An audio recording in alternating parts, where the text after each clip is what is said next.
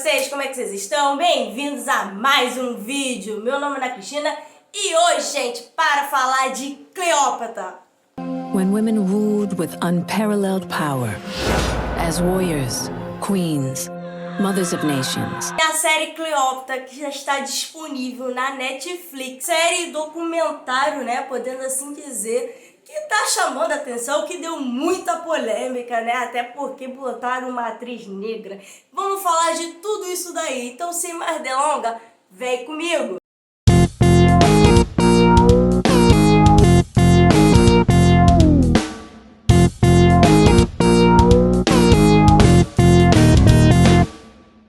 Gente, para começar, para quem não sabe, né, acho que a maioria sabe que eu sou formada em História, né, por mais que eu estudo teatro, tô estudando para ser atriz e dubladora, eu também sou historiadora.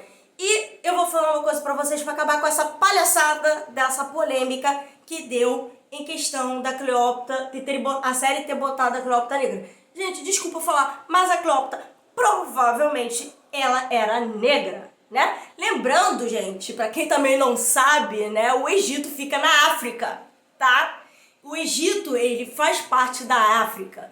Então, a possibilidade dela ser negra é muito grande. É porque a gente ficou tão enraizada com a atuação da ícone maravilhosa Elizabeth Taylor, que era uma grande atriz do século XX, que a gente acabou comprando essa ideia que a gente chama de eurocêntrica, ou seja, o eurocentrismo, como se fosse europeu, né, visto pela visão europeia, né.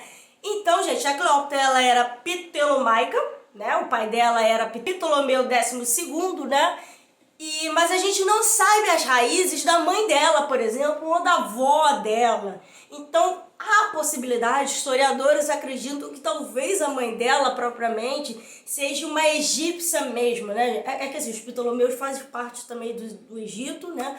Mas não é no sentido egípcio, enfim. Então, assim, pode ser que a mãe da Cleópatra, por exemplo, fosse negra. Então a possibilidade disso de ter sido é muito grande, entendeu? Que como a gente não tem muitos vestígios da Cleópatra propriamente, então é difícil da gente cravar. E a série ela vai falar toda a história da Cleópatra, desde a morte do pai dela até, né, a sua morte, né, o seu suicídio. Então você tem ali 4 episódios de 1 hora mais ou menos, que você consegue traçar historicamente tudo o que aconteceu com a Cleópatra no seu reinado, né? Como ela conheceu Júlio César e posteriormente como ela conheceu Marco Antônio. Durante muito tempo se acreditava, por exemplo, em um triângulo amoroso entre Cleópatra, Júlio César e Marco Antônio, né? Recentemente a gente já sabe que não, foi um de cada vez. Primeiro foi o Júlio César, depois foi o Marco Antônio. Então é importante a gente falar isso, tá? Primeiro ela se apaixonou pelo Júlio César. Vai lembrar que o Júlio César, ele foi um ditador, mais ou menos durante 10 anos em Roma, tá? Quando ainda Roma era república, tá? Que era governado pelo Senado, né? Pelos senadores.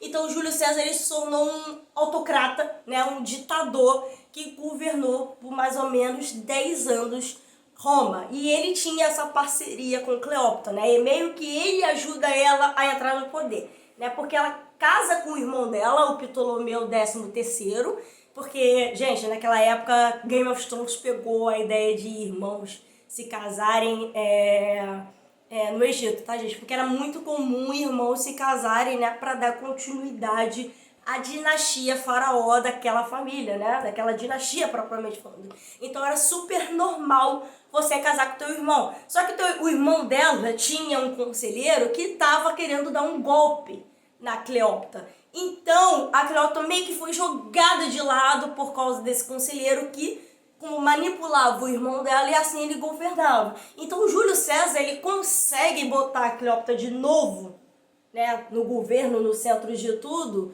né, porque você tinha parceria, podendo assim dizer, entre Roma e Egito, né? Por Roma precisava do Egito, assim como o Egito precisava de Roma. Embora ambos sejam independentes politicamente falando, politicamente e economicamente ambos, né, ajudavam um ao outro, né? Então, sim, precisava dessa parceria. Então, o Júlio César, por mais que ele tenha sido um ditador, um tirano, né, coisa e tal, ele tinha muita coisa com o Egito, né? Então ele tinha muita intimidade com Cleópatra, né? Ele vai ter um filho com a Cleópatra, né? Que é o Cesarion, né? Então a gente tem essa relação com mais ou menos 10 anos entre a Cleópatra e o Júlio César. O Senado sabia que quem estava governando o governo propriamente em Roma era a Cleópatra, porque a influência da Cleópatra era muito grande. Gente, a Cleópatra, ela era F, para não dizer a palavra, né? Ela que batia o martelo nas decisões do Júlio César e também vai ser do Marco Antônio, tá? E por isso que o Marco Antônio ele vai perder para o Otávio, né?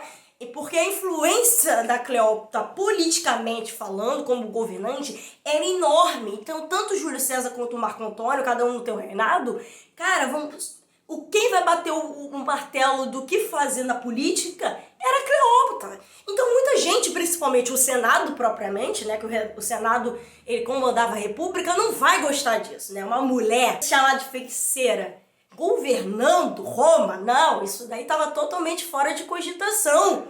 Então, por isso que precisavam tirar a Cleópatra do caminho, né? Mas aí depois vem Marco Antônio, né? Com a morte do Júlio César, vem Marco Antônio. E o Marco Antônio, a princípio, essa relação do Marco Antônio com a Cleópatra vai ser muito política, né? Mas essa relação de política, de interesses políticos, vai se tornar realmente uma coisa que vai fazer eles se tornarem família.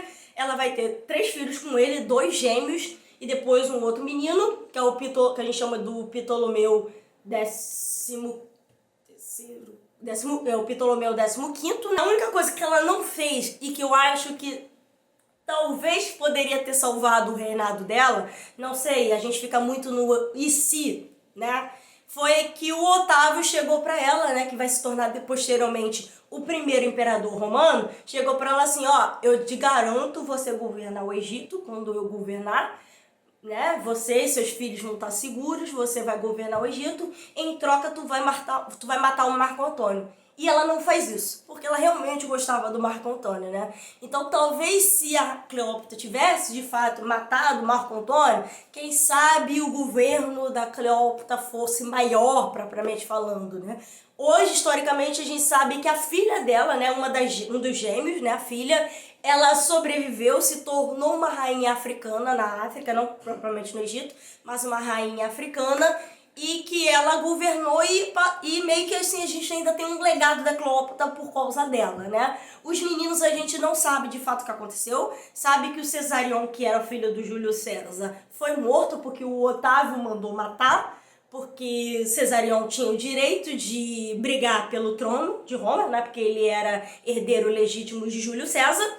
Então tinha que tirar ele de cena. Agora os outros 2 irmãos, os outros 2 filhos da Cleópatra, né, que ela teve 3 meninos e uma menina, a gente historicamente não sabe porque sumiram do radar histórico, tá? Não temos fontes falando sobre eles, beleza? Então a série vai trazer tudo isso, vai trazer a questão do suicídio da Cleópatra, por que ficou aquela coisa de que a Cleópatra se suicidou com picadas de serpente. Isso, gente, que é até mostrado no filme da Elizabeth Taylor, isso é uma metáfora, tá? A gente não sabe se foi isso de fato, acredita que não, mas é porque a cobra, ela simboliza a sabedoria e a realeza, tá? Na antiguidade.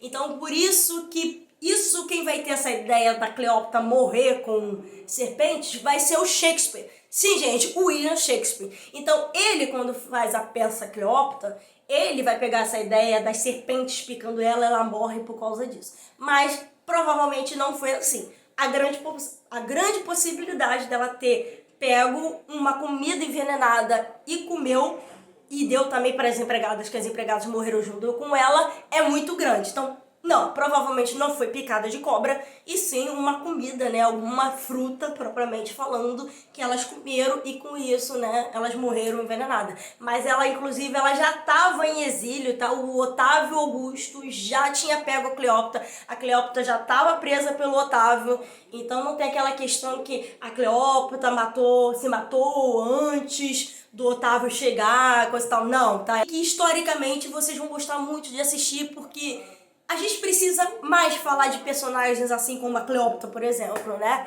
Eu falo muito dessa questão de personagens que são pouco abordados, Pra quem não sabe, eu sou especialista em Anne Frank, então é preciso falar dessas pessoas, desses personagens, e a gente estudar mais a fundo o papel desses personagens dentro da história. Então assistam Cleópatra, disponível na Netflix. Tá? É isso, galera. Espero que vocês tenham gostado do vídeo. Se você é novo, tá caindo de paraquedas, se inscreva no canal. Vem muita novidade por vir. Me siga no Instagram para não perder nada. Tô sempre postando novidade por lá também. E eu vejo vocês no próximo vídeo com muito mais. Mas até lá, aquele beijo maroto que vocês adoram. Um beijo, até a próxima e tchau!